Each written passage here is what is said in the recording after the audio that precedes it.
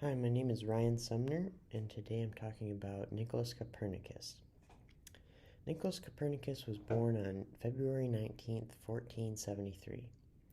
He was born in Torun, Poland. His occupation was as a Polish astronomer later in life, towards the end of his life. His education, he went to different universities, mainly the University of Krakow, Krakow. That was where he got his predominant education at.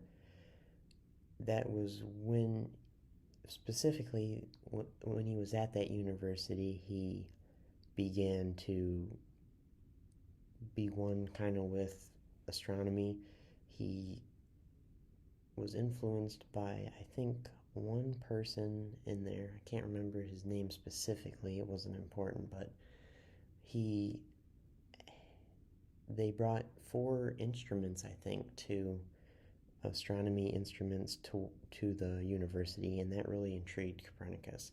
And I think that really set off his education within astronomy.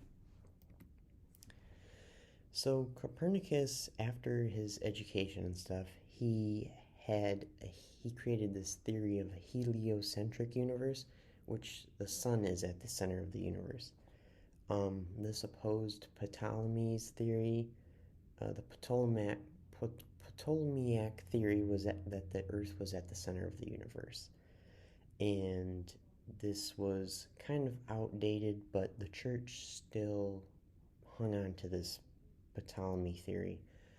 And Copernicus had the heliocentric theory, and he wasn't very certain. He was actually kind of scared about how the church would accept his ideas, because the Ptolemy theory was very highly regarded by the church, and he didn't think that they would have high regards for his new theory. And it turns out that they didn't, and he eventually wasn't really accepted by the church. And even though he was pretty much a son, he said he was a son to one of his churches, and he he just didn't they weren't accepting his theory. um Overall, his theory wasn't accepted, pretty much not just the church, but with a lot of people except for his followers.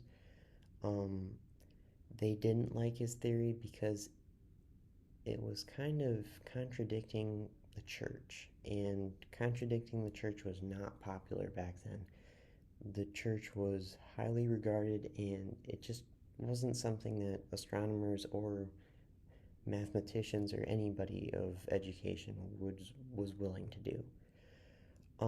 Historical significance of Nicolaus Copernicus, it definitely changed the way people think.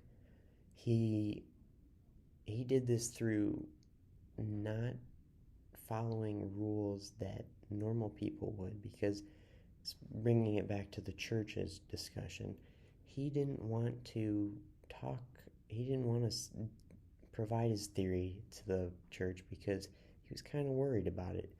And in doing so, he actually created this form of people questioning um, what's just given to them, specifically the church in this instance.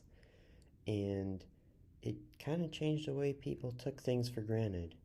Not only did they just simply accept things that were given to them, but they actually made people think about it a little bit more than just blatantly accepting what the church or authoritative figures would give.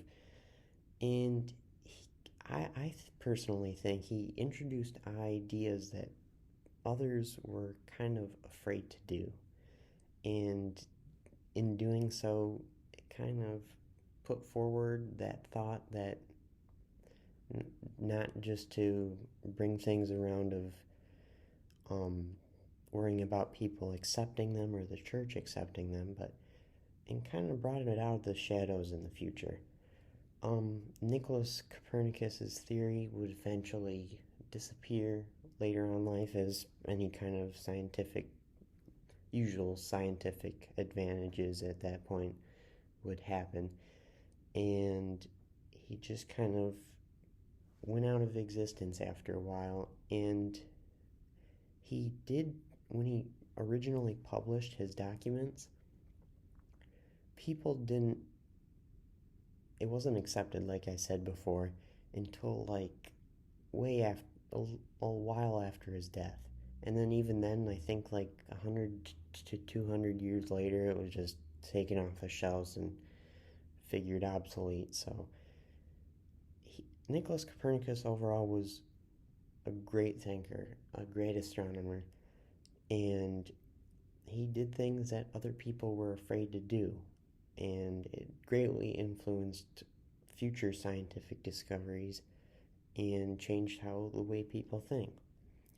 For me, a personal takeaway when learning about Nicolaus Copernicus was the different universities and um, studies that he went into. He went into the University of Krakow, which was the main astronomy where he studied astronomy at, Bologna University, University of Padua, and many more. He studied medicine and also got a doctor's degree. I found this very interesting that he wasn't just into astronomy, but also into helping the poor and getting his doctor's degree and practicing in medicine. Thank you.